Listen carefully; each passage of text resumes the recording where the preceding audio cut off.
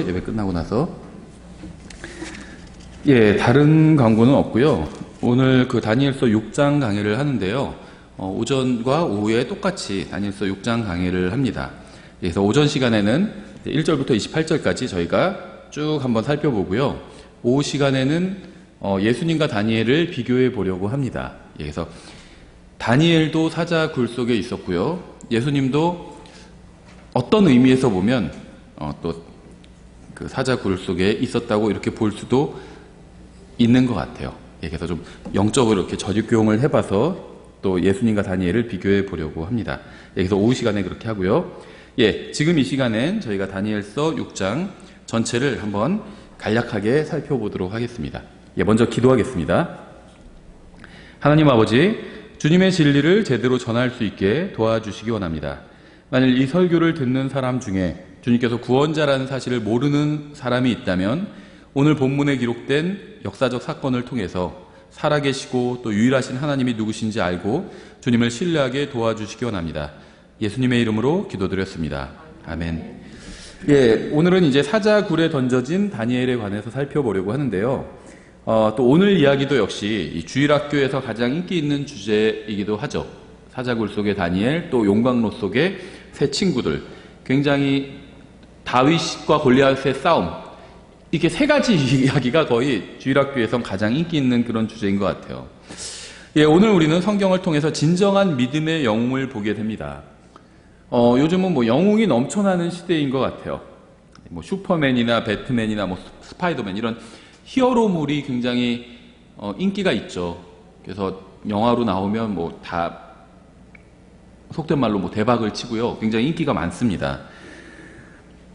근데 그들은 가상의 인물이지 진짜 영웅은 아니죠. 또 요즘에는 사람들이 이런 가상의 영웅 외에도 운동선수를 영웅시하거나 아니면 가수나 영화배우를 영웅시하기도 합니다. 하나님의 말씀인 성경에는요, 우리들을 의의 길로 인도해주고 또 믿음의 길로 인도해주고 또 소망과 기쁨의 길로 인도해주는 진정한 영웅들이 나와요. 이들의 이야기는 세월이 지나도 시들지 않습니다. 30년 전에 처음 읽을 때와 다름없이 지금도 큰 도전과 용기를 줍니다. 만약 주님께서 늦게 오신다면 여러분 중에는 30년 후에 아니면 50년 후에 오늘 우리가 읽는 이 기록을 읽으면서 또다시 큰 용기를 얻게 될 분도 있을 거라고 생각을 합니다. 이것이 바로 성경의 위대함이죠. 성경은 시간이 지나도 약해지지 않아요. 왜냐하면 성경은 모든 시대의 모든 사람을 위한 절대적인 진리이기 때문에 그렇죠. 그래서 여러분이 어느 시대를 살건 또 어느 나라에 살건 상관없이 성경을 읽으면 여러분에게 하시는 말씀이라고 느끼게 되는 이유는 성경이 하나님의 말씀이기 때문이죠. 성경을 읽는 사람들은요, 그러니까 믿으면서 읽는 사람들은 다 이 말씀이 자기에게 하시는 말씀이라고 생각하면서 읽었어요. 1000년 전에 읽었던 사람도 그렇게 읽고요. 지금 읽는 사람도 그렇게 읽고 있습니다. 그래서 오늘 선포되는 말씀을 통해서 하나님께서 여러분의 마음에 큰 복을 주시기 원합니다. 1절부터 보시면요. 1절 이렇게 되어 있습니다. 다리오가 온 왕국을 다스릴 통치자 120명을 세워 왕국을 다스리는 것을 기뻐하더라. 또 그가 이들 위에 총리 셋을 두었는데 다니엘은 그 중에 첫째였으니 이것은 통치자들이 그들에게 보고하게 하여 왕에게 손해가 없게 하려 함이더라. 총리를 셋이나 뒀네요. 우리나라도 조선시대 때 총리가 셋이었죠. 영의정, 좌의정, 우의정 이렇게 총리였거든요. 이 사람들이. 그 중에서 첫째가 영의정인 거잖아요. 그래서 총리가 셋이 있을 수 있습니다. 충분히. 다리오는 120개의 작은 나라로 이루어진 제국을 통치했어요. 그러니까 120개의 나라가 모여서 하나의 큰 제국이 된 겁니다. 마치 오늘날 미국과 같아요. 미국 주가 50개가 모여서 하나의 국가가 된 거잖아요. United States of America 이렇게 부르잖아요. 아메리카 대륙에 있는 50개의 주가 모여서 하나의 국가를 이룬 겁니다. 마찬가지로 이 다리오의 왕국도 120개의 주가 모여서 하나의 큰 왕국이 된 겁니다. 그래서 바벨론과 페르시아가 점령한 모든 나라가 이제 다리오의 통치 아래 들어가게 되었습니다. 다리오는 120개의 나라를 통치하는 120명의 통치자를 세워서 자신의 제국을 다스렸습니다. 다니엘은 이 제국에서 두 번째로 높은 지위에 오른 거예요. 그래서 일종의 미국이라면 부통령, 우리나라라면 국무총리의 자리에 오른 거죠. 3절. 그때 이 다니엘이 총리들과 통치자들보다 앞섰으니 이는 뛰어난 영이 그 속에 있었기 때문이더라. 왕이 그를 세워 온 영토를 다스리게 하려고 생각하니라. 그래서 다니엘이 총리의 자리에 오를 수 있었던 것은요, 속된 말로 무슨 정치질을 잘해서가 아니었습니다. 아니 정적을 제거하거나 줄을 잘 타서도 아니었어요. 다니엘이 총리의 자리에 오른 이유는요, 뛰어난 사람이었기 때문이었습니다. 마치 요셉과 비슷하죠. 요셉도 뛰어난 사람이기 때문에 총리의 자리에 올랐죠. 다니엘이 하나님을 모르는 사람도 다니엘의 영이 뛰어나다는 사실을 인정했습니다. 다니엘의 삶과 태도와 인격이 자신들보다 뛰어나다는 점을 인정한 거예요. 여러분도 직장이나 학교에서 하나님을 믿지 않는 사람들로부터 여러분이 훌륭한 사람이라는, 좋은 사람이라는 이런 평가를 받아야 됩니다. 이게 어렵죠. 근데 받아야 돼요. 하나님을 믿지 않는 사람들도 여러분은 신뢰할 만한 사람이라는 평가를 해야 돼요. 다니엘은 세상에 동화되지 않았지만 세상은 그가 하나님을 신실하게 믿는 뛰어난 사람이라는 사실을 인정했습니다. 이건 정말 아주 훌륭한 간증이죠. 다니엘은 이러한 간증을요, 70년간 유지한 거예요. 70년간. 4절. 그때 총리들과 통치자들이 왕국에 관하여 다니엘을 고소할 기회를 찾고자 하되 어떤 기회나 허물도 찾지 못하였더라. 그는 신실하였으므로 그에게서 어떤 실수나 허물도 찾아볼 수 없었더라. 다니엘의 정적들은요, 다니엘의 죄나 실수나 허물을 찾고자 했지만 아무것도 찾을 수가 없었습니다. 이건 정말 너무나도 좋은 간증이죠. 그들은 다니엘의 죄를 찾으려고 했어요. 부동산 위장 전입이나 이런 거 나오잖아요. 고위 공무원들 중에서도 직권남용이나 횡령이나 아니 음란물 소지죄나 이런 거 뭐라도 나오겠지 하고 샅샅이 조사를 했는데 정말 실오라기 하나 나오지 않았어요. 아무리 털어봐도 탈탈 털어봤는데도요, 먼지 하나 나오지 않았습니다. 다니엘의 인생에서는요, 티끌만한 허물도 찾을 수가 없었습니다. 그의 사회생활이나 아니면 공적인 생활이나 사생활이나 인간관계를 아무리 조사해봐도 작은 허물도 나오지 않았어요. 그는 신실하였으므로 그에게서 어떤 실수나 허물도 찾아볼 수 없었더라. 이렇게 말씀하고 있죠. 실수하지 않는 사람은 없죠. 저도 실수 많이 합니다. 실수 많이 해요. 다 실수랍니다. 대부분의 사람들이. 근데 다니엘은요, 실수조차 하지 않았어요. 우리는 가끔 부주의하게 행동하거나 부주의하게 말하거나 해서 무엇인가를 망쳐놓기도 하죠. 하지만 다니엘은요, 단 한 번도 그런 적이 없습니다. 다니엘은 정말 훌륭한 인격자였어요. 성경에서도 3대 의인으로 꼽을 정도잖아요. 욥과 다니엘과 노아. 하나님께서 인정하신 세 사람이죠. 이 사람들도 죄인입니다. 물론 하나님 앞에서 죄인으로 태어났어요. 죄의 본성을 가지고 태어났습니다.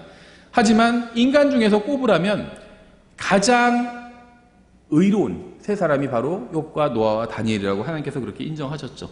가장 훌륭한 사람은 침례인 요한이죠. 가장 의로운 사람 셋은 욥과 다니엘과 노아예요. 그 정도로 다니엘은 굉장히 훌륭한 사람이었습니다. 아주 훌륭한 인격자였어요.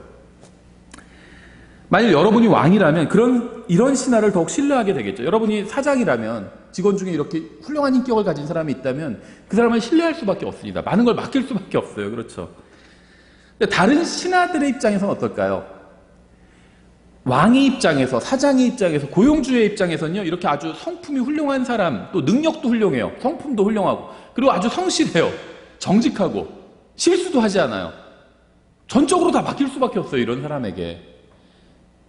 그런데 동료의 입장에서는 어떨까요? 눈의 가시와 같겠죠. 눈의 가시와 같아요. 그렇죠. 왕이 다니엘과 자신들을 비교하면 자신들의 무능과 성실하지 못함과 정직하지 못함과 형편없는 성품이 드러나기 때문이에요. 생각해보세요. 시험 문제를 냈는데 예를 들면 평균이 60점이에요. 가장 잘 본 학생도 70점이에요. 그럼 50점을 맞아도 그렇게 많이, 그럼 한 60점 평균만 해도 부끄럽지 않잖아요. 그렇죠. 근데 누군가 100점을 맞아요. 그럼 문제가 달라지죠. 시험 문제가 공부 열심히 하면 충분히 100점 맞을 수 있다는 게 돼버리는 거잖아요. 이 동료들이 그랬다는 겁니다. 그러니까 동료들이 왜 다니엘을 싫어했는지 아시겠죠? 다니엘은요, 일을 너무 훌륭하게 해낸 사람이었어요. 그러니까 왕이 봤을 때는 너희는 왜 이렇게 못해? 이렇게 얘기할 수가 있잖아요. 그러니까 다니엘이 싫을 수밖에 없었습니다. 그래서 이런 이유로요, 사람들은 뛰어난 사람을 싫어해요. 뛰어난 사람을 보면 사람들은 자신들도 그렇게 되려고 하지 않고 오히려 그를 끌어내리려고 합니다. 뛰어난 사람이 되는 것보다는 뛰어난 사람을 끌어내리는 것이 훨씬 쉽기 때문에, 또 우리가 좋은 간증을 가진 사람에 대해서 이야기를 들어도, 훌륭한 그리스도인에 대해서 이야기를 들어도 이런 반응을 보이는 경우들이 많아요. 그 형제님 너무 훌륭하던데, 그럼 아니야, 내가 보니까 그 형제님도 이상한 짓 하더라. 다른 사람 욕하고 끌어내기가 훨씬 쉽다는 거죠. 다니엘은 뛰어난 사람이었습니다. 그래서 그의 정적은 그를 파멸시키려고 했어요. 너무 비교가 되니까, 왕 앞에서. 다니엘은 그들에게 해를 끼쳤기 때문이 아니라 그들보다 뛰어났기 때문에 표적이 된 것이었습니다. 5절. 그때 이 사람들이 이르되 우리가 이 다니엘의 하나님의 율법에 관하여 그를 고소할 기회를 찾지 못하면 그를 고소할 기회를 찾지 못하리라 하고, 다니엘의 정적들은요, 다니엘이 하나님을 신실하게 믿는 사람이라는 사실을 아주 잘 알고 있었어요. 왜냐하면 다니엘은 자신의 믿음을 감추지 않았고 공개적으로 항상 드러냈습니다. 하나님을 신실하게 믿으면 다른 신을 섬기지 않을 것이고요, 이러한 점을 이용해야 다니엘을 고소할 수 있다고 생각했습니다. 다니엘은 준법 정신이 투철한 사람이었기 때문에 하나님을 섬기는 것과 충돌하는 법을 만들지 않으면 다니엘을 범법자로 만들 수가 없다, 이렇게 생각한 거죠. 다니엘의 마음에 믿음에 반하는 법을 만들어야만 다니엘을 잡을 수 있다, 이렇게 생각을 했습니다. 믿음으로 인해서 핍박이나 순교를 당하는 것은 하나님께 영광을 돌리는 일이죠. 하지만 핍박이나 순교를 피할 수 있다면 피하는 것이 말씀대로 하는 겁니다. 핍박을 굳이 받으려고 할 필요는 없다는 거예요. 그렇죠? 그러니까 예를 들면 지금도 예수님을 믿으면 핍박하는 그런 지역이 있어요, 이 세상에는. 근데 굳이 거기에 가서 핍박을 자초할 필요는 없다는 겁니다. 예외적인 경우도 있겠지만요, 일반적인 말씀을 드리는 거예요. 예수님께서도 한 도시에서 핍박을 당하면 다른 도시로 가라고 말씀하셨어요.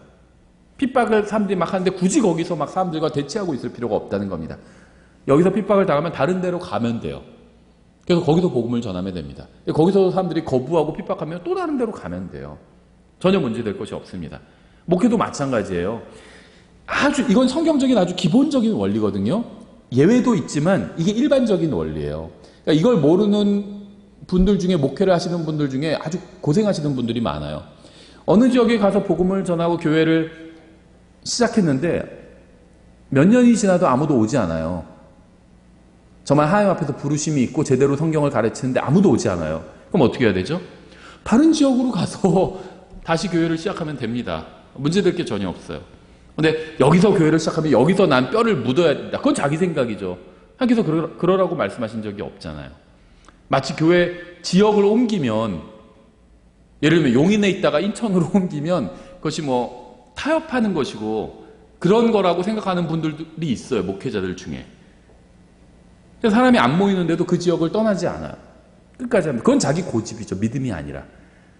성경에서 말씀하시는 믿음은 항상 하나님께서 말씀하시는 것을 붙드는 게 믿음이죠.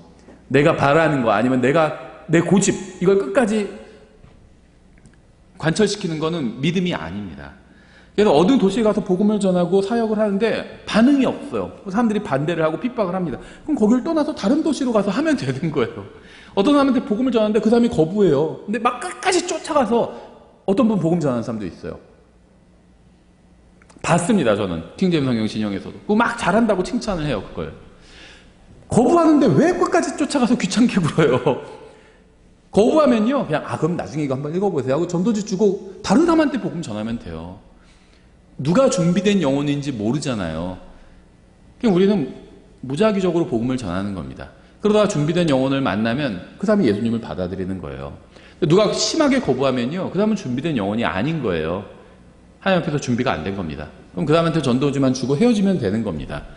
억지로 막 싫다고 거부하는데 끝까지 그 사람 물고 늘어지면서 이야기할 필요가 없다는 거예요. 그건 사역이 아니에요. 오히려 사역을 방해하는 거지.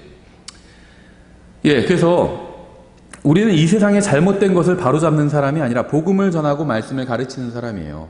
누군가 거절하면요, 다른 데 가서 가르치면 됩니다.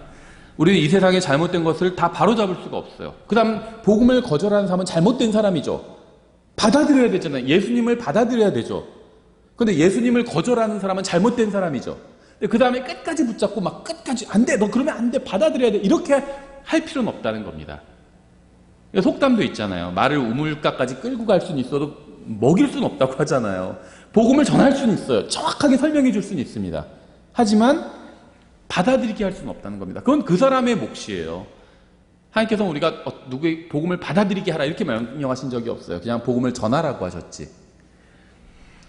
다른 사람이 복음을 거절한다면 그 사람은 잘못된 사람입니다. 그 사람을 바로잡으려고 하지 말라는 거예요. 바른 게 무엇인지만 알려주면 돼요.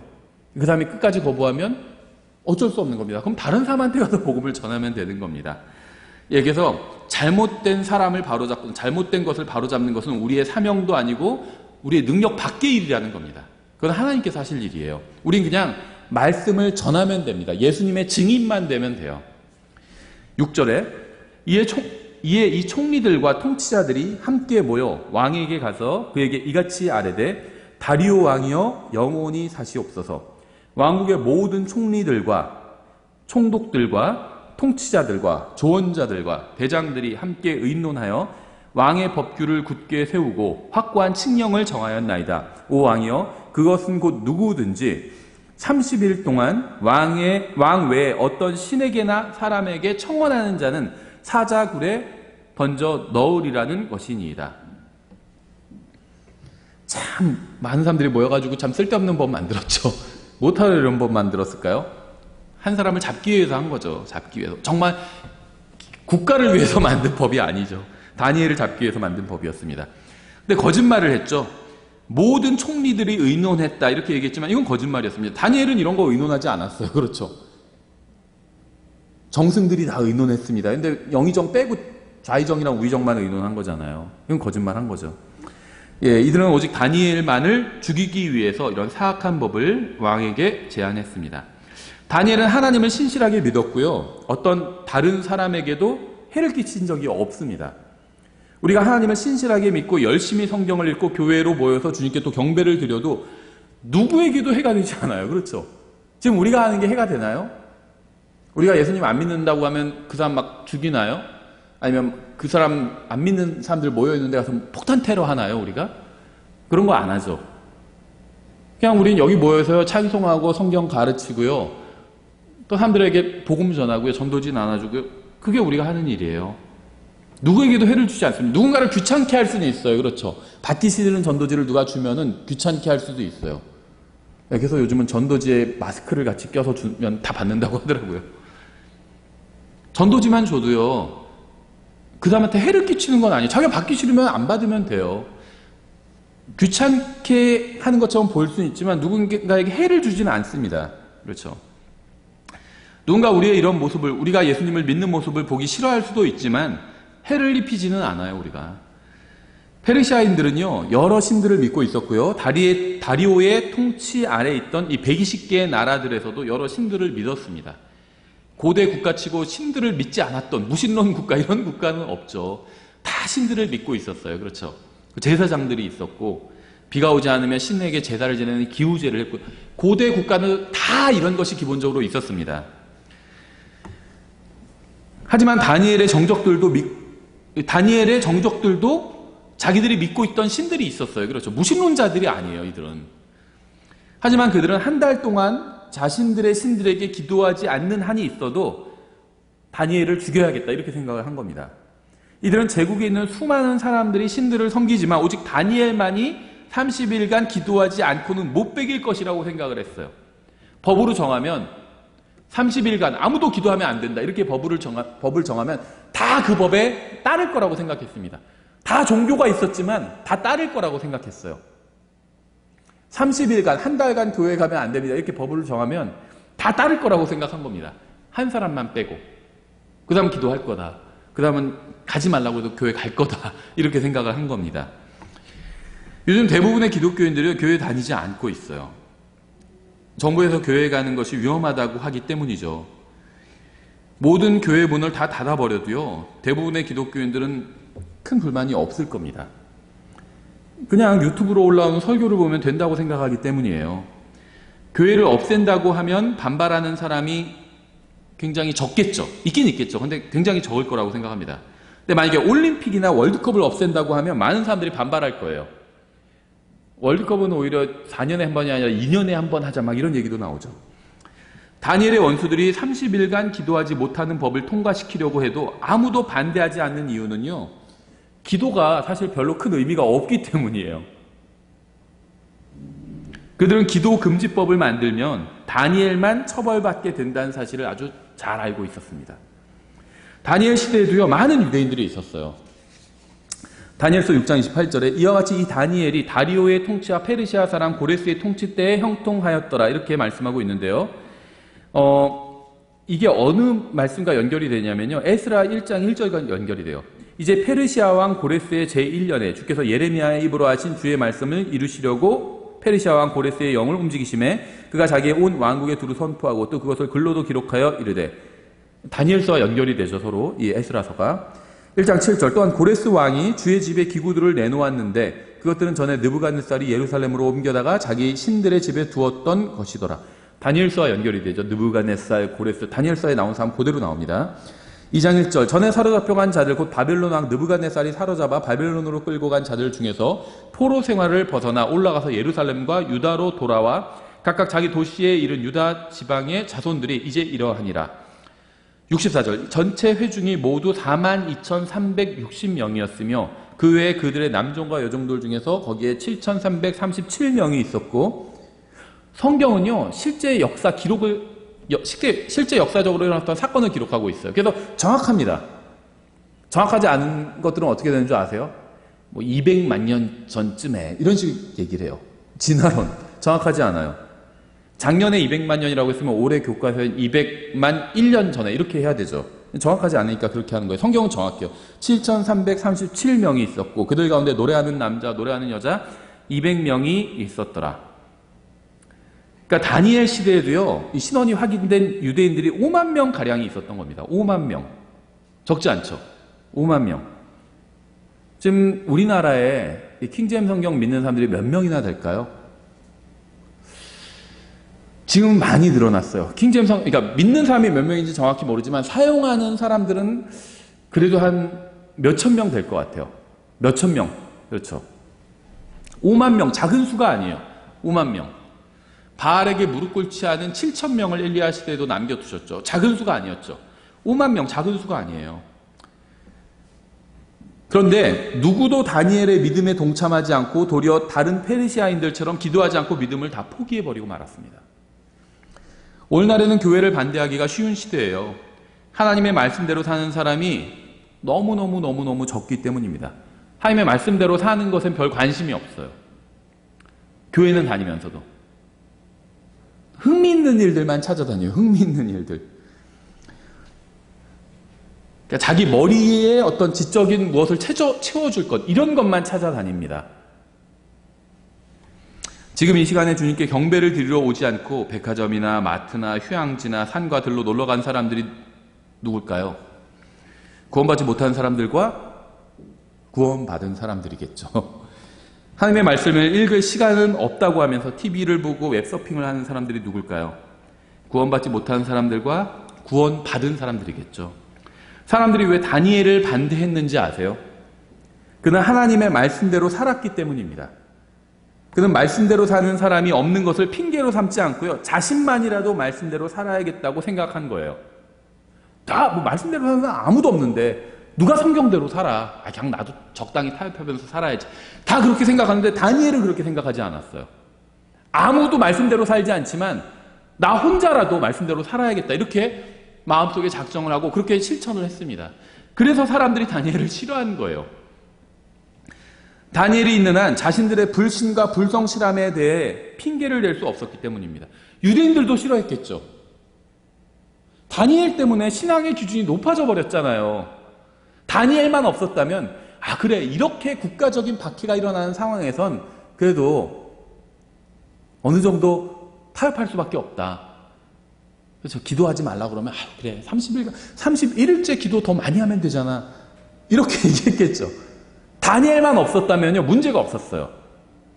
모두 다 배교하면, 모두 다 길에서 벗어나면 누가 바른 길을 가고 있는지 모르잖아요. 그럼 비교될 게 없잖아요. 근데 다니엘 혼자 바른 길을 걷고 있는 거예요. 그러니까 유대인들도 다 싫어했겠죠. 눈에 가시처럼 여겼겠죠. 여러분 주위에도 구원받은 사람들이 있을 겁니다. 그들은 여러분이 다른 사람에게 복음을 전하지 않기를 바랄 거예요. 왜냐하면 그래야 자신들이 복음을 전하지 않는 것이 양해될 수 있다고 생각하기 때문입니다. 예수님께서는요, 믿는 사람들에게 내 증인이 되라고 말씀하셨잖아요. 근데 아무도 복음을 전하지 않아요. 그러면 내가 복음을 전하지 않아도 괜찮죠. 근데 누군가 복음을 전해요. 그럼 요즘 같은 시대에는 저렇게 복음을 전하고 전도지 주는 거 소용이 없는데, 근데 누군가는 하나님의 말씀에 순종해서 복음을 전해요. 그럼 나는 불편해지는 거잖아요. 당시 유대인들이 그런 마음이었다는 겁니다. 다니엘 때문에 마음이 불편했던 거예요. 앞서 살펴본 이 불타는 용광로를 기억하시죠? 그 용광로는요, 처음부터 히브리 청년들을 위해서 만든 것이 아니었습니다. 히브리 청년이 바벨론으로 끌려오기 전부터 그 용광로는 있었습니다. 마찬가지로 다니엘 때문에 사자들을 잡아온 것도 아니고요, 이 굴을 파서 만든 것도 아니었어요. 사자굴과 사자들은 원래부터 있었습니다. 용광로와 사자굴은 흉악범들을 벌하기 위한 것이었지만 어느 순간부터 우상 숭배를 거부하고 하나님을 신실하게 믿는 사람을 핍박하기 위한 것으로 바뀌고 말았죠. 물론 오늘날에는요, 이러한 것이 필요 없어요. 교회 가지 말라고 목숨을 위협하지 않아도요, 그거보다 훨씬 더 작고 사소한 일로 사람들은 교회 가지 않기 때문입니다. 저는 지금 어떤 개인을 정죄하는 게 아니에요. 항상 제가 하나님의 말씀을 가지고 어떤 말씀을 드리면요, 이것을 가지고 다른 사람을 판단하고 정죄하라는 게 아닙니다. 그 사람이 무슨 사정이 있는지 우리는 모르잖아요. 무슨 사정이 있는지는 나에 관한 것만 알 수 있죠. 내가 지난주에 교회를 안 나왔다면 왜 안 나왔는지 나는 알아요. 정확히. 그렇죠. 정말 불가피한 일이 있었는지, 아니면은 그냥 나가기 싫어서 안 나간 건지, 그냥 핑계를 댄 건지 나는 알아요. 다른 사람은 모릅니다. 다른 사람이 교회에 지난주에 안 나왔다면 왜 안 나왔는지 저는 몰라요. 그분이 어떤 정말 불가피한 일이 있었을 수도 있습니다. 하나님의 말씀을 읽지 못했다면 지난 한 주 동안 왜 못 읽었는지 저는 몰라요. 그렇죠. 정말 불가피한 일이 있었고 정말 바쁜 일이 있었을 수도 있어요. 그러니까 다른 사람을 함부로 판단하면 안 됩니다. 근데 나 자신은 판단할 수 있어요. 내가 왜 안 읽었는지 나는 정확히 알고 있잖아요. 다른 사람은 속일 수 있어도 자기는 속일 수 없잖아요. 물론 자기를 속이는 경우도 있지만요. 자기는 알아요. 정말 시간이 없어서 하나님의 말씀대로 하지 못했는지, 아니면 귀찮아서 하지 않았는지 나 자신은 안다는 겁니다. 그래서요, 다른 사람을 정죄하지 마세요. 다른 사람을 함부로 판단하지 마십시오. 일은 판단하세요. 이것이 바른 일인가 잘못된 일인가 그건 하나님의 말씀으로 판단하세요. 그러니까 다른 사람을 함부로 판단하지 말라는 거예요. 하나님께서 그 사람을 판단하실 겁니다. 그럼 누구를 판단해야 되냐? 자기 자신을 판단하라는 거예요. 하나님의 말씀은 거울과 같잖아요. 거울을 가지고 자기도 얼굴에 더러운 게 잔뜩 묻었는데 자꾸 다른 사람들 비추면서 봐봐 너 얼마나 더러워 봐봐 이러고 다니지 말라는 거예요. 그럼 그 사람이 뭐라고 할까요? 너도 봐 너도 더러워 그러겠죠. 자기 자신을 보세요. 더러운 게 있나 보고 하나님 말씀으로 씻으세요. 예, 그래서 다른 사람을 판단하지 마십시오. 저는 지금 다른 사람을 판단하라고 이 얘기를 하는 것이 아닙니다. 그냥 사실만 말씀드리는 거예요. 여러분 자신을 판단해 보라고 사실을 말씀드리는 겁니다. 사람들이 교회에 가지 않는 이유는 대부분의 경우에 다른 이유가 아니라 원하지 않기 때문이에요. 그렇게 중요하다고 생각하지 않기 때문입니다. 정말 중요하다고 생각한다면 가요. 코로나가 아니라 코로나 할아버지가 있어도 가요. 생각해보세요. 교회 한번 갈 때마다 1,000만 원씩 준다고 그러면 안 올까요? 올 거예요. 그래서 사람들은요, 교회 가서 하나님께 경배 드리는 게 1,000만 원보다 훨씬 못한 가치를 가지고 있다. 이렇게 생각하기 때문에 안 오는 거예요. 코로나 때문에, 뭐 때문에 이런 얘기를. 코로나가 아니라 더한 게 있어도요, 1,000만 원씩 준다 그러면 안 가겠어요? 가지. 새벽 1시에 오라고 해도 가요. 그게 문제겠어요? 시간이 문제겠어요? 가지. 불편해도 가요. 3시간 걸려도 가요. 1,000만 원 준다고 하는데 3시간 걸린다고 안 가겠어요? 가지. 저부터도 갈 것 같아요. 어디서 오면은 1,000만 원씩 준다고 하면 만사 제쳐놓고 갈 것 같아요. 안 그러겠어요? 하나님께 경배 드리는 게 1,000만 원보다 못하다. 1,000만 원이 뭐예요? 100만 원보다 못하다. 100만 원이 뭐예요? 10만 원보다도 못하다고 생각하기 때문에 대부분의 그리스도인들은 교회 안 가는 거예요. 저는 어떤 특정한 사람을 생각하면서 이런 얘기를 하는 게 아닙니다. 몰라요, 저는 사람들의 사정을. 일반적으로 말씀드리는 거예요. 어떤 사람들은 세상 정부가 기독교인들을 교회에 가지 못하도록 협박하고 위협할 것이라고 주장을 합니다. 근데 저는 별로 그렇게 안 할 것 같아요. 너 교회 가면 죽일 거야 막 이렇게 나중에 세상 정부들이 더 심해지면 그리스도인들을 협박할 거라고 주장을 하는 사람들이 있는데요. 제가 봤을 때는 영화를 너무 많이 본 거예요. 그런 분들은. 그런 협박 안 해도 안 가요. 그것도 하나님을 안 믿는 사람들이 안 가는 게 아니라 믿는 사람들이 너 죽일 거야 이 정도까지 협박 안 해도 안 갑니다. 물론 그런 경우도 있을 수도 있겠지만 대부분의 경우에는요 그렇게 할 필요조차 없어요. 하나님을 믿는다고 하는 많은 사람들이 아무 위협을 당하지 않아도 그저 작은 핑계거리만 생겨도 교회 안 가요. 어차피 그냥 작은 핑계거리만 생겨도 안 가는데 뭐 따로 뭐 죽인다고 협박하겠어요. 적그리스도가 바보가 아닙니다. 그러면 더 가겠죠. 하지 말라 그러면 더 하잖아요. 그렇죠. 아마 백신도요 막 넘쳤다면 사람들이 오히려 안 맞았을 것 같아요. 그런데도요 모자르다고 하니까 막 서로 맞으려고 하잖아요. 교회 가지마 막 세상 정부가 그러면 더 갈 거예요. 사소한 이유로도 잘 안 가요. 어차피. 8절 오 왕이여 이제 칙령을 굳게 세우시고 그 조서에 도장을 찍어 메대 사람들과 페르시아 사람들의 법 곧 바뀌지 않는 법에 따라 그것을 바꾸지 못하게 하옵소서 하니 그런 까닭에 다리오 왕이 그 조서와 칙령의 도장을 찍으니라. 왕한테 거짓말한 거죠. 총리들이랑 대신들 다 논의해서 만든 법입니다. 이러니까 다 동의했나 보다 이렇게 생각하고 거기에 도장 찍어준 거예요. 다리오는 느부갓네살에 대한 또 경쟁심으로 인해서 자신도 신처럼 추앙받고 싶어 했습니다. 느부갓네살이 그런 짓을 했잖아요. 신상, 자기처럼 생긴 신상 세워놓고 여기에 다 절해라 이렇게 했잖아요. 비슷한 걸 한 겁니다. 기도하려면 나에게 다 기도해라. 내가 들어주겠다. 이런 얘기를 하고 있는 거죠. 그래서 그는 자신을 친으로 추대하는 그런 엉터리 조서에 이 법률에 도장을 찍은 거죠. 지금은요 하나님 대신 정부를 신뢰하는 시대예요. 이게 이 흐름을 바꿀 수도 없어요. 이게 전 세계가요 다 어디를 향해서 가냐면 뭐 아닌 곳도 있죠. 공산국가나 이런 국가는 아닌데요. 대부분의 이제 자유로운 국가들은요 다 이 복지국가를 향해서 나아갑니다. 그 모델이 어디냐면 북유럽이에요. 그러니까 북유럽 국가는 저는 이제 뭐 정치 잘 모르지만 정치 체계에 대해서 잘 모르지만요. 자본주의면서도 자본주의가 아니죠. 일종의 공산주의는 아니지만 일종의 좀 사회주의죠. 복지국가로 가는 거예요. 세금 많이 매기고 그다음에 그 대신 정말 요람에서 무덤까지 다 필요한 것들 다 제공해주고 이런 시스템으로 가는 거죠. 그러니까 하나님 대신 정부를 신을 찾을 필요가 없어요. 예전에 왜 신을 찾았죠 사람들이? 왜냐면은 예전에는요 국가에서 해주는 게 별로 없었어요. 다 자기가 알아서 해야 됐습니다. 그렇죠. 그래서 뭐 만인을 향한 뭐 만인의 투쟁 뭐 이런 말도 있고 그랬죠. 자기가 알아서 했었어야 됐어요. 그러니까는 근데 자기의 능력은 한계가 있잖아요. 그러니까 막 비나이다 하면서 뒤에서 물 떠놓고 그렇게 했던 거예요. 근데 지금은요 국가가 다 해줘요. 누가 날 위협하면요 예전에 내가 힘을 기르고 해서 대항을 했어야 되는데 지금 경찰에 신고하면 돼요. 그렇죠. 위험에 처하면 어떻게 되죠? 119 눌러가지고 도와주세요 하면 도와줘요. 그렇죠.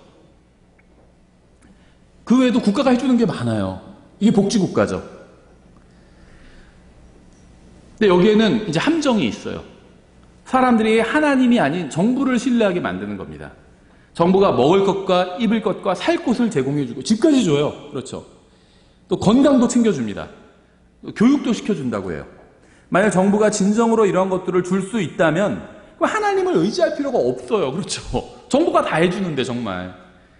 이게 바로 복지국가의 지향점이라고 볼 수 있겠죠. 그러니까 하나님 없이 인간 정부가 인간의 문제를 해결해 주겠다는 겁니다.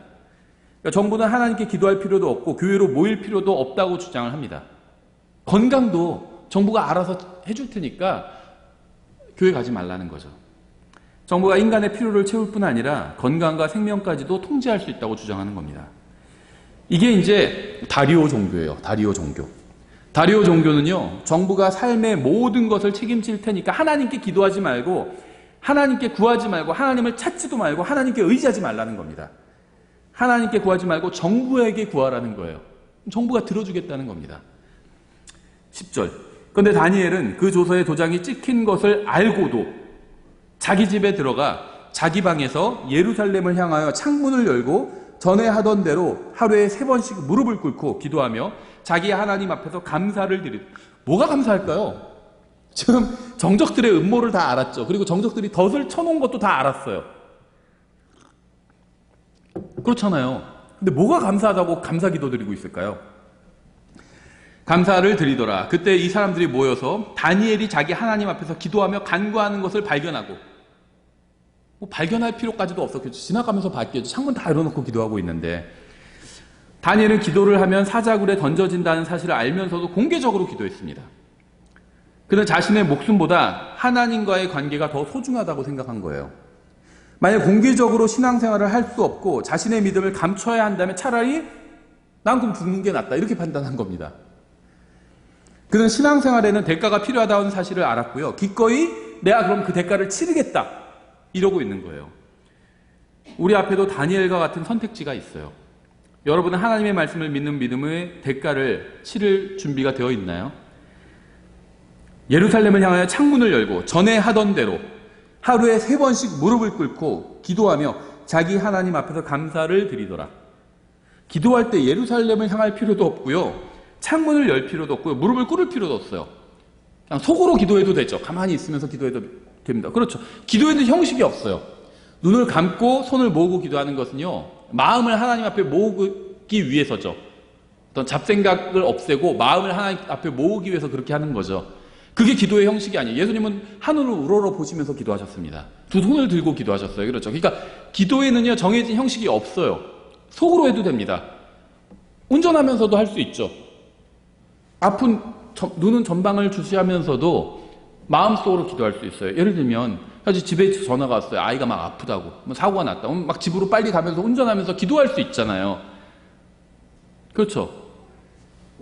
기도에는 형식이 없어요. 다니엘도 그렇게 해도 됩니다. 그렇죠. 자는 척하면서, 저 같으면 그렇게 했을 것 같아요. 침대에 누워가지고 자는 척하면서 기도할 수도 있었겠죠. 마음속으로 기도할 수도 있어요. 하지만 다니엘은 그렇게 하지 않았습니다. 왜냐하면요, 다니엘은 자신의 대적들에게 보여주기를 원했던 거예요. 보여주기를 원했던 겁니다. 만일 자신이 하나님과 황제 중에 하나를 선택해야 한다면 자기는 항상 하나님만을 선택한다는 사실을 원수들에게 공개적으로 보여준 겁니다. 그러니까 지저분하게 싸우지 말고 정면 승부하자고 다니엘은 그랬던 거예요. 너희가 나를 잡기를 원하지, 그럼 내가 그렇다고 해서 내가 죄를 짓지는 않을 거야. 다만 내가 하나님께 기도하는 걸 바꾸지는 않을 거야. 내가 보여줄게. 난 하나님께 기도한다는 걸 보여준 거예요. 공개적으로. 하나님과 자신의 생명 중에 하나를 선택하려면 자기의 선택은 항상 하나님이라는 것을 원수들에게 보여주고 싶었습니다. 그래서 감사 기도를 한 것 같아요. 하나님, 저의 믿음을 세상에 보여줄 수 있는 기회를 주셔서 감사드립니다. 정말 믿음이 있는 사람들은요, 고난을 주시면 감사해요. 아, 하나님께서 저의 신앙을 보여줄 수 있는 기회를 주셨구나, 이렇게 여긴 거예요. 근데 그게 사실 하나님께서 고난을 주신 목적이거든요. 하나님께서 우리를 싫어하셔서, 미워하셔서 고난을 주실까요? 우리를 위해서 자신의 아끼는 많은 아들 중에 하나를 주신 게 아니라 유일한 아들, 독생자까지 내어주셨잖아요. 자신의 생명을 내어주셨잖아요. 그래서 우리를 미워해서 고난을 주신 게 아니에요. 기회를 주신 거예요. 공을 세울 수 있는 기회를 주신 거잖아요. 그렇죠. 옛날에 무슨 삼국지나 초안지 같은 거 보면은 전쟁이라면 장수들이 막 자기가 나서요. 죽은 저에게 군사를 주시면 제가 가서 적장에 목을 베어오겠습니다. 막 나서. 왜 그럴까요? 공을 세우고 싶은 거예요. 그래서 높은 자리에 오르고 싶은 거죠. 전쟁을 다 피하면은, 전투를 피하면 공을 세울 기회가 없잖아요. 그러니까 막 공을 세울 기회를 얻기 위해서 막 자기한테 달래요. 기회를. 자기가 나가겠다고. 다니엘은 그렇게 본 거예요. 이게 하나님 앞에서 내가 정말 얼마나 하나님을 믿고 하나님을 신뢰하고 하나님을 사랑하는지, 내 생명보다도 더 하나님을 사랑한다는 사실을 보여주고 싶은데 보여줄 기회가 없었어요. 근데 너무 좋은 기회가 나온 거예요. 그래서 하나님께 감사를 드린 겁니다. 그래서 원수들이 볼 수 있게 창문을 오히려 활짝 열고 기도했어요. 오늘 같은 식으로 하면 기도하면은 처벌을 합니다. 기도 금지법이 발효됐는데 자기 기도하는 걸 찍어가지고 유튜브에 올린 거나 마찬가지예요. 그렇죠. 12절. 이에 가까이 가서 왕의 칙령에 관하여 왕 앞에 아뢰되 오 왕이여 왕께서 30일 안에 왕 외에 어떤 신에게나 사람에게 청혼을 하는 모든 자는 사자굴에 던져 넣으리라는 칙령에 도장을 찍지 아니하셨나이까 하니 왕이 대답하여 이르되 메대 사람과 페르시아 사람들의 법 곧 바뀌지 않는 법에 따라 그 일이 사실이니라 하매 그때 그들이 왕 앞에서 응답하여 아뢰되 오 왕이여 유다의 포로된 자들의 자손에 속한 저 다니엘이 왕과 왕의 도장을 찍은 그 칙령을 중히 여기지 아니하고 하루에 3번씩 청혼하나이다 하니 기도한다는 거죠. 저 다니엘. 이 말 속에 그들이 얼마나 다니엘을 증오하는지가 잘 나와 있죠. 그냥 다니엘이 그렇게 했습니다. 그렇게 얘기하면 될 걸 저 다니엘이, 저 사람이 증오해요. 그렇죠. 싫어한다는 걸 드러내는 겁니다. 저 사람이 그렇게 했다고. 이게 그 탕자의 비유에도 나오죠. 탕자가 돌아오니까 아버지가 잔치를 열어줬잖아요. 그러니까 형이 나와서 뭐라고 그러죠? 그냥 아버지 왜 저를 위해서 아무것도 안 해주셨으면서도 동생이 돌아오니까 막 잔치를 열어주셨습니까? 이렇게만 얘기해도 되는데 아버지의 이 아들이 이렇게 얘기해요. 남 얘기하듯이 얘기하고 자기 동생인데 아버지의 이 아들이 그렇게 했나이다. 이렇게 얘기해요. 증오를 드러낸 거죠. 나중에 한번 읽어보세요. 아버지가 뭐라고 하시나. 너의 이 동생은 이렇게 얘기합니다. 똑같이 받아주시는 거예요. 이게 하나님 굉장히 위트가 있는 분인 것 같아요. 그냥 네 동생 이렇게 그냥 얘기해도 되는데 너의 이 동생 똑같은 형식으로 얘기해 준 거죠. 여기도 똑같아요. 저 다니엘 증오를 드러내고 있는 겁니다. 사람들이 증오하는 것은요 그저 다니엘이라는 이름을 가진 사람이 아니라 하나님의 말씀대로 사는 특정한 저 사람, 특정한 저 다니엘이었습니다. 사람들이 증오하는 건요 그저 많고 많은 교회가 아니라 하나님의 말씀대로 행하는 저 교회예요. 다른 교회들 다 그렇게 하는데 왜 너희만 그렇게 독특하게 하냐. 그 교회를 싫어합니다. 왜 너희만 성경대로 한다고 그러냐. 그냥 세상과 하나가 돼서 같이 하면 얼마나 좋냐. 그 교회 문제야. 이렇게 얘기하는 겁니다. 그 교회. 사람들이 거부하는 거는요 그냥 성경이 아니라 변개되지 않은 저 성경이에요. 다른 성경 다 괜찮다고 하지. 다 비슷비슷하구만. 뭐가 그냥 저 성경만 봐야 된다고 그러냐. 사람들은요 하나님의 말씀대로 행하는 특정한 사람을 증오합니다. 야 교회 다녀도 다 술 마셔. 왜 너만 분위기를 깨. 나도 집사야. 그죠? 마셔. 이 정도는 괜찮아. 취하지 말라고 그랬지. 마시지 말라고 그랬냐? 이러죠. 근데 성경은 뭐라고 하죠? 쳐다보지도 말라고 그래요. 가다가 술 보면은 죄 짓는 거예요. 그게 아니라 마시려는 의도를 가지고 쳐다보지 말라는 거죠.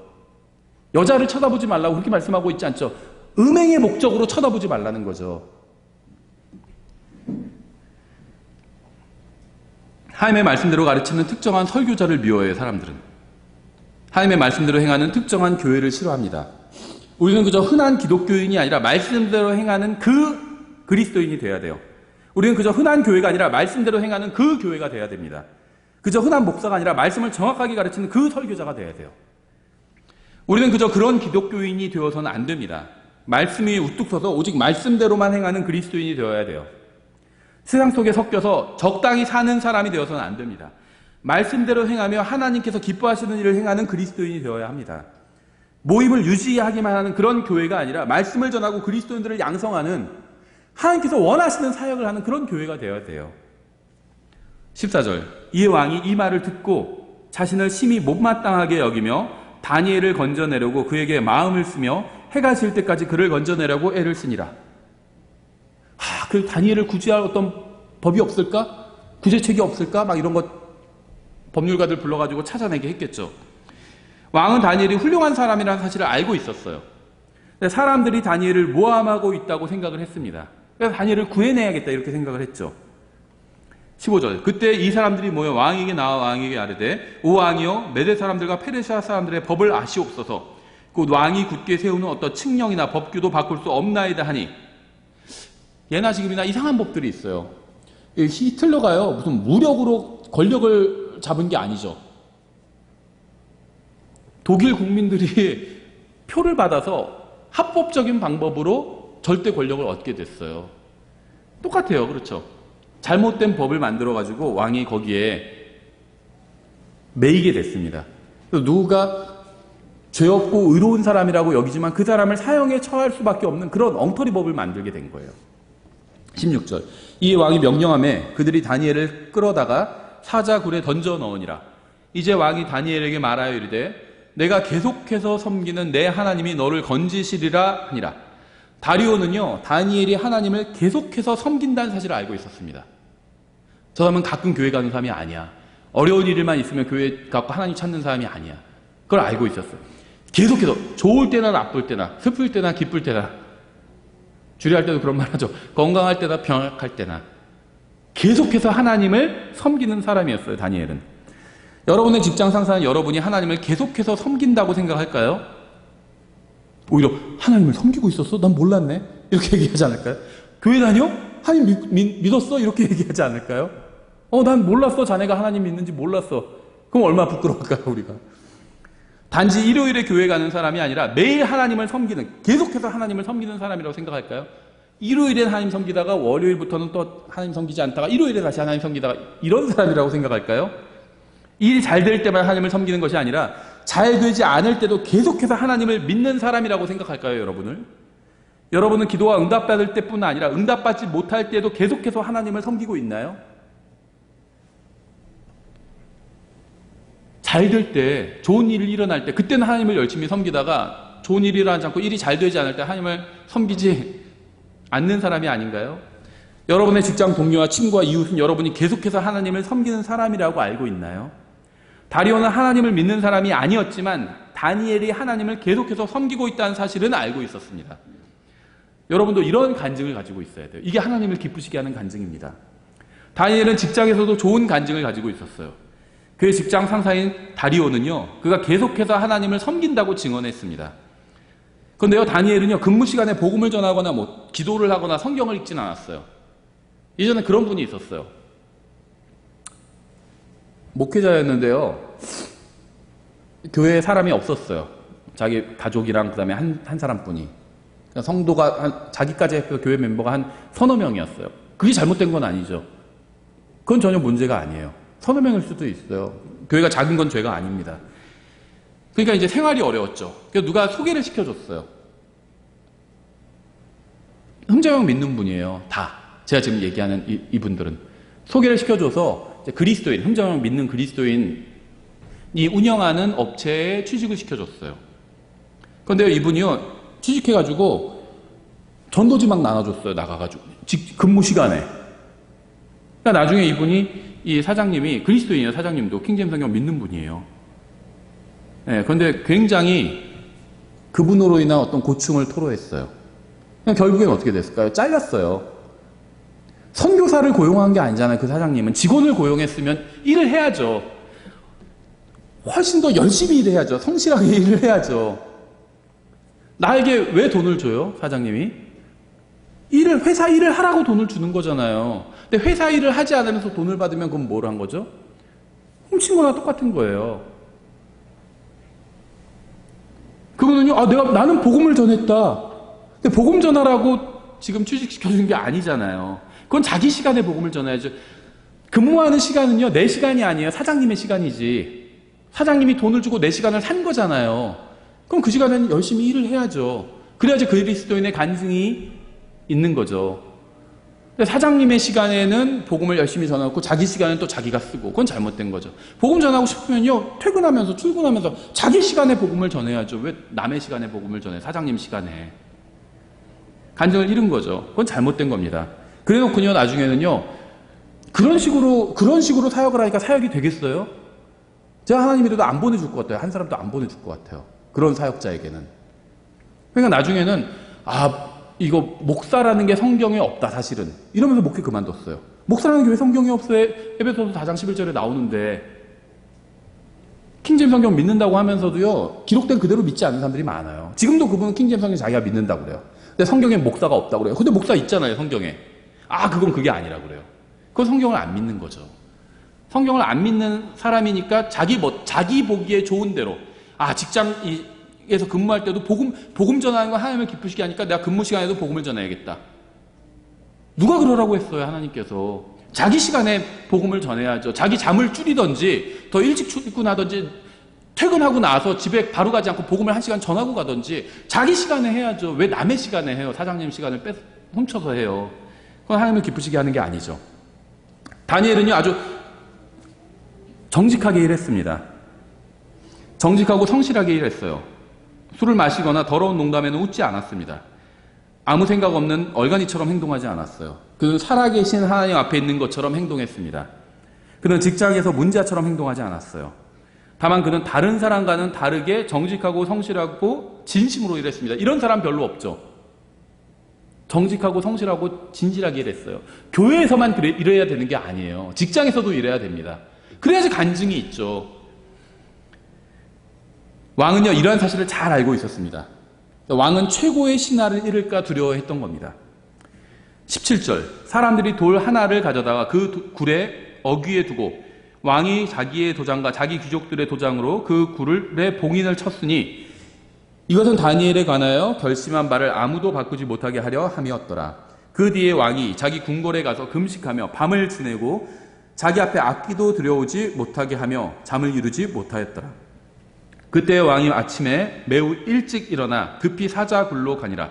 왕이 굴에 이르러서는 슬픈 목소리로 다니엘에게 소리를 지르며 다니엘에게 말하여 이르되 오 살아계시는 하나님의 종 다니엘아, 내가 계속해서 섬기는 내 하나님이 사자들에게서 능히 너를 건져내셨느냐 하네.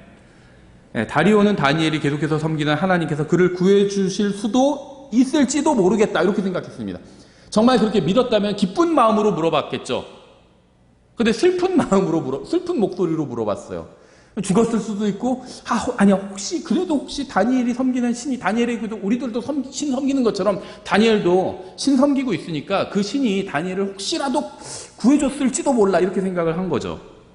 하나님에 대한 믿음은 없었어요, 다리오는. 그래서 다니엘이 혹시 죽었을지도 모른다고 생각해서 슬픈 목소리로 다니엘을 부른 겁니다. 21절, 그때 다니엘이 왕에게 이르되, 오 왕이여, 제가 지금 팔다리가 사자에게 물려가지고 지금 아픈데 그래도 살아는 있습니다. 이렇게 얘기하지 않았죠. 오 왕이여 영원히 사시옵소서. 다니엘은요 전혀 다치지 않았기 때문에 건강한 목소리로 답했습니다. 그는 사자에게 물려서 죽어가는 목소리로 답하지 않았어요. 22절, 내 하나님께서 자신의 천사를 보내사 사자들의 입을 막으셨으므로 사자들이 나를 해치지 못하였사오니 이는 그분 앞에서 무지함이 내 안에서 드러났기 때문이니라. 또 오 왕이여 왕 앞에서도 내가 아무 해를 끼치지 아니하였나이다 아니라. 다니엘의 삶의 태도가 잘 드러나 있어요. 먼저 자기가 하나님 앞에서 무죄하대요. 하나님 앞에서 바르게 살았대요. 이게 다니엘의 목표였어요. 내가 하나님 앞에서 바르게 사는 것, 이게 다니엘의 목표였습니다. 그리고 그 다음에 사람들 앞에서도 바르게 사는 것. 그래서 내가 하나님 앞에서도 잘못을 행하지 않았고 왕 앞에서도 지금 잘못을 행하지 않았습니다. 이런 얘기를 하고 있는 거죠. 다니엘에게 있어서 하나님은 내 하나님이었어요. 내 하나님. 다리오는 네 하나님이 너를 건져주셨냐 이렇게 물어봤죠. 근데 다니엘은 내 하나님께서 나를 지켜주셨다 이렇게 간증을 했습니다. 하나님은 다니엘에게 우리 하나님이나 세상의 하나님이나 누군가의 하나님이 아닌 내 하나님이었습니다. 내 하나님. 다니엘은 하나님 앞에서도 죄를 짓지 않았을 뿐 아니라 왕 앞에서 죄를 짓지 않았습니다. 그는 세상에서도 성실하게 일했고요. 세금도 떼어먹지 않았어요. 이상한 생각 가진 기독교인들이 많아요.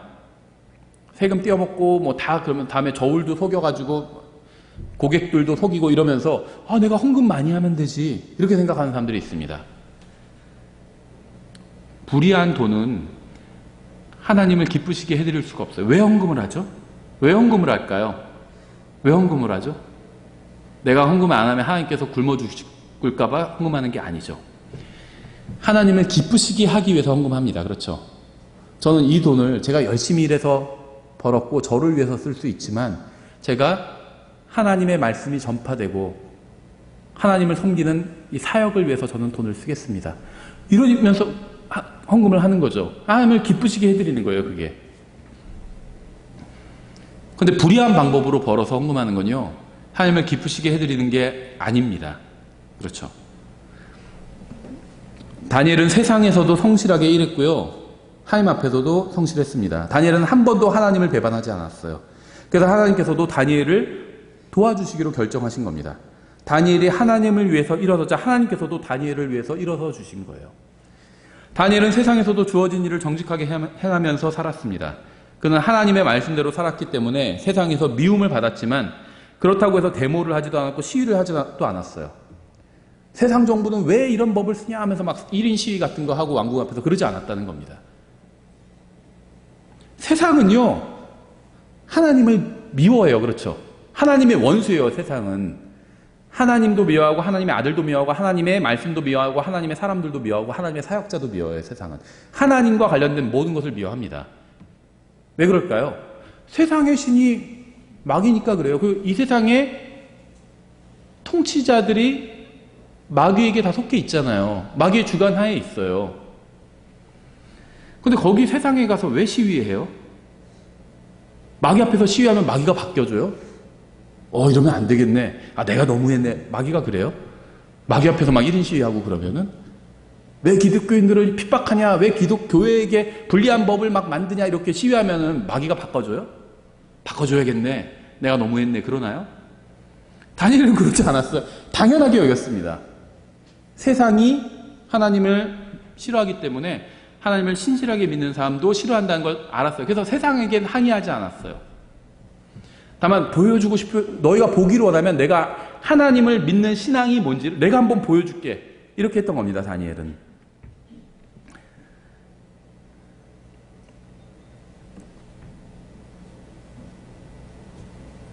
다니엘은 하나님의 말씀대로 살았기 때문에 세상에 미움을 받았지만 그렇다고 해서 세상에 항의하지는 않았습니다. 정부를 바꾸거나 개혁해야 한다고 주장하지도 않았어요. 어떻게 이런 법률을 만들 수 있습니까? 잘못된 법입니다. 이렇게 항의하지도 않았어요. 그렇죠? 그는 자신에게 주어진 일을 하면서 정직하게 살면서 하나님 앞에서 신실하게 살면서 주님을 섬겼습니다. 그래서 주님께서는 다니엘을 선택하셔서 세상과 왕들 앞에서 증인으로 삼으신 거예요. 사악한 왕이 통치하는 또 사악한 법이 있는 세상에서도 하나님의 말씀대로 살면서 하나님을 온전히 기쁘시게 해드릴 수 있다는 것을 다니엘을 통해서 세상에 보여주신 겁니다. 그 다니엘은 능히 자기가 그 교제가 되겠다고, 정말 믿음이 뭔지, 하나님의 뜻대로 사는 것이 뭔지, 사악한 세상에서도 충분히 하나님의 말씀대로 사는 것을 보여줄 수 있는 자기가 살아있는 교구가 되겠다고 하나님 앞에서 자원해서 나온 거예요. 이것이 제가 세상 정치에 관해서 설교하지 않는 이유예요. 하나님께서는요, 자신의 사역자들에게 세상 정부를 바로잡으라는 사명을 주신 적이 없어요. 다니엘은요, 자기가 맡은 일을 성실했어요. 근데 이건 악법이네. 그리스도인 교회를 박해하는 법이네. 이 법은 고쳐야겠다. 이러지 않았다는 겁니다. 다니엘서에 보면 그런 게 있나요? 다니엘이 고치지 않았어요. 그런 거 다니엘은. 주님께서 우리에게 주신 사명은요, 말씀을 가르치고 전하라는 것이었어요. 세상에 보여주라는 거예요. 하나님의 말씀대로 사는 삶이 얼마나 행복한지 보여주는 게 우리의 사명이에요. 말로 얘기해주고요, 행위로 보여주고 인생으로 보여주는 겁니다. 믿음이 뭔지, 하나님을 믿으면 어떻게 되는지, 또 하나님께서는 하나님을 신실하게 믿는 삶을 어떻게 인도해 주시는지 인생을 통해서 보여주라는 거예요. 그게 우리의 사명이지, 이 세상을 고치는 게 우리의 사명이 아니라는 거예요. 이 세상은요, 예수님께서 오시면 불로 다 심판하실 거고요, 나중에 천년왕국에는 불로 다 살라버리실 거예요. 근데 왜 이 세상을 자꾸 고치려고 하는지 모르겠어요, 기독교인들이. 그런 사명을 주신 적이 있나요? 단 한 줄도 없어요, 성경에. 다니엘은요, 총리의 위치에 있었어요. 법률을 고치려면 고칠 수 있었겠죠. 근데 하지 않았어요. 왜 그럴까요? 페르시아는 어차피 멸망할 거예요. 하나님께서 페르시아를 잘 고쳐서 쓰실 게 아니었어요. 다니엘은 벌써 앞에 느부갓네살의 꿈을 통해서 하나님께서 이 세상 왕국들의 어떤 계획을 갖고 계신지 알고 계시잖아요. 큰 돌이 와가지고 다 쳐부술 거예요, 형상을. 그걸 믿는 사람이었어요. 그래서 이 형상을 막 잘 고쳐서 써야지, 이렇게 생각하지 않았다는 겁니다. 세상 정부나 정치에 관여하지 말고요, 하나님의 말씀대로 신실하게 살아야 돼요. 그리스도인들, 특히 사역자들은 그래요. 말씀을 전하는 일에 참여해야 됩니다.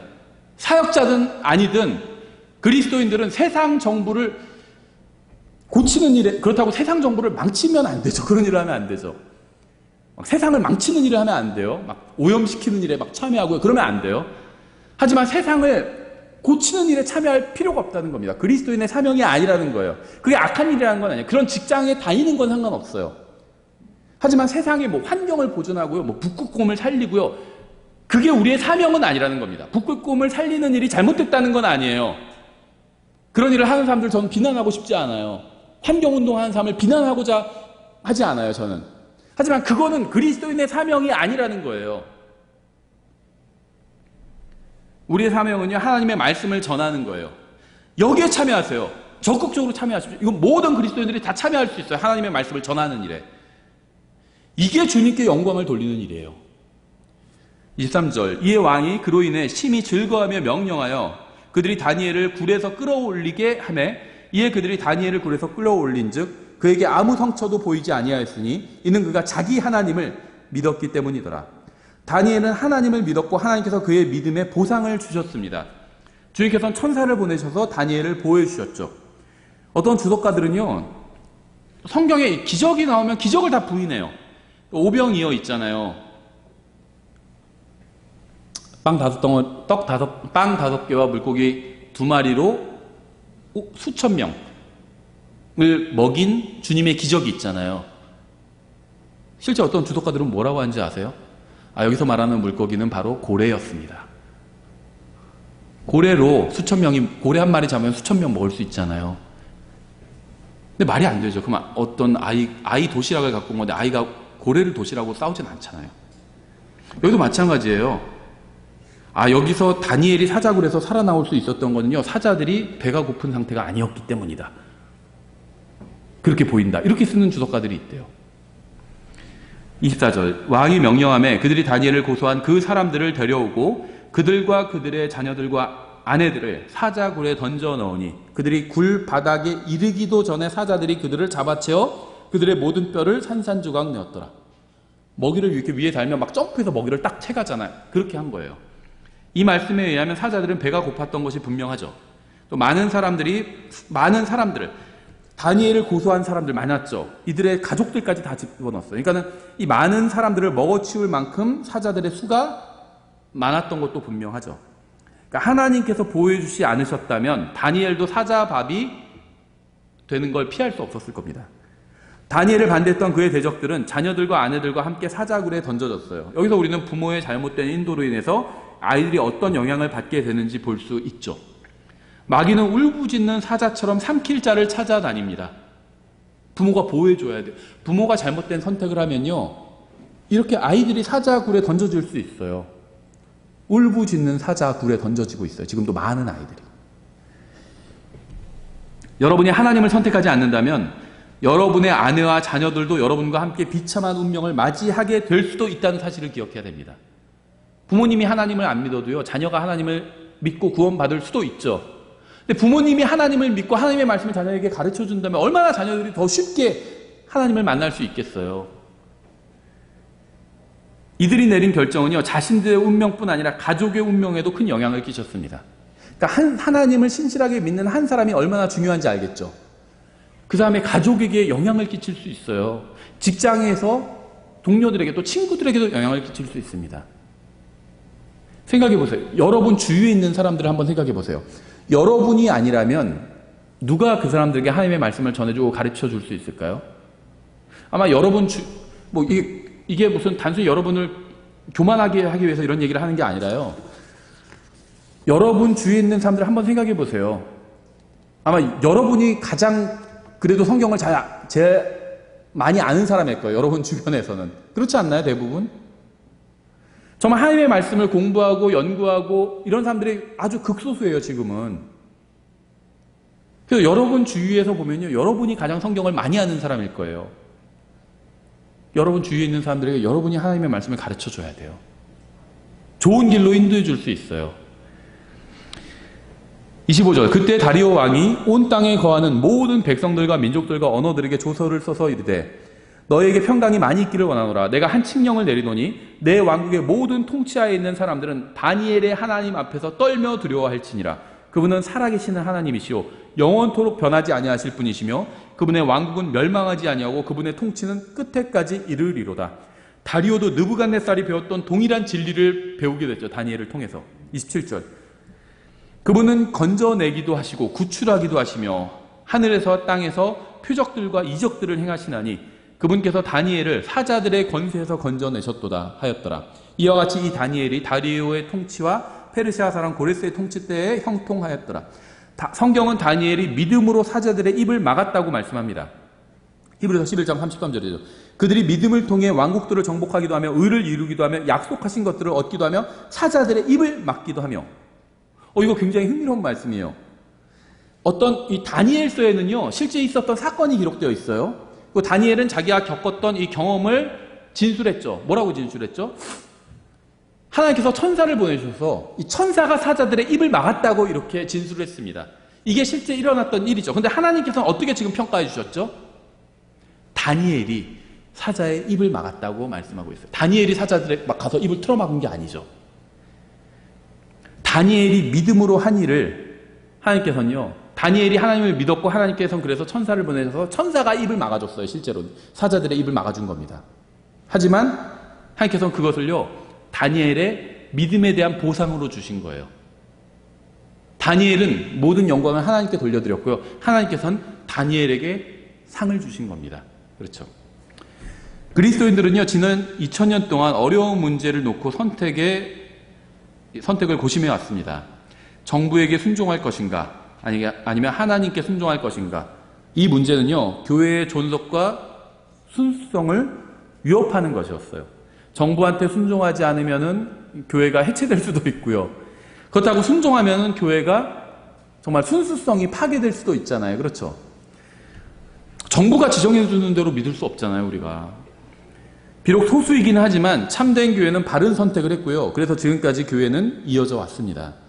정부는 여러분에게 교회 출석에 관해서 어떤 것을 요구할 거예요. 분명한 사실은요, 주님께서는 우리가 함께 모여서 주님께 경배를 드리고 교제를 나누고 말씀을 배워야 한다고 말씀하셨어요. 다니엘은 우리에게 좋은 본을 보여주셨습니다. 사회생활, 직장생활, 또 개인 사생활을 어떻게 해야 되는지, 하나님 앞에서 어떻게 살아야 되는지 너무 좋은 본을 보여주었어요. 그리고 무엇인가 선택해야 될 때 어떻게 선택해야 되는지, 그 어려운 일을 만났을 때 그것을 어떤 기회로 삼아야 되는지 너무나도 좋은 본을 보여주었습니다. 이 말씀을 듣는 모든 사람이 다니엘 같은 믿음의 사람이 되었으면 좋겠습니다. 기도하겠습니다. 하나님 아버지, 저의 마음에 복을 주셔서 주님의 말씀만을 신뢰하는 강한 믿음을 주시기 원합니다. 세상에서 정직하게 살면서도 주님을 계속해서 섬기는 사람이 될 수 있게 도와주시기 원합니다. 세상에 지지 않고 믿음으로 세상을 압도할 수 있는 믿음을 가질 수 있도록 도와주시기 원합니다. 예수님의 이름으로 기도드렸습니다. 아멘.